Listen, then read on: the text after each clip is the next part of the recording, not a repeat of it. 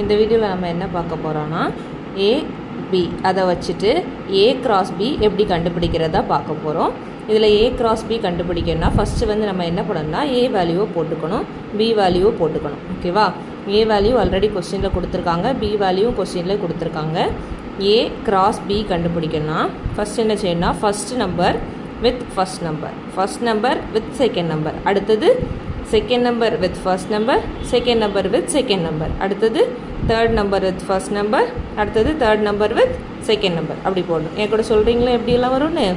1, 2, 1, 3, 3, 2, 3, 5, 2, 5, 3 கரெக்டாக வந்துருச்சா? அதே மாதிரி பி கிராஸ் ஏனா வேறு ஒன்றும் கிடையாது.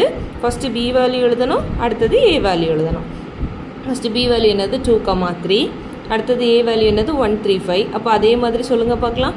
2, 1, 2, 3, 2, 5, 3, 1, 3, 3, 3, 5 இதுதான்.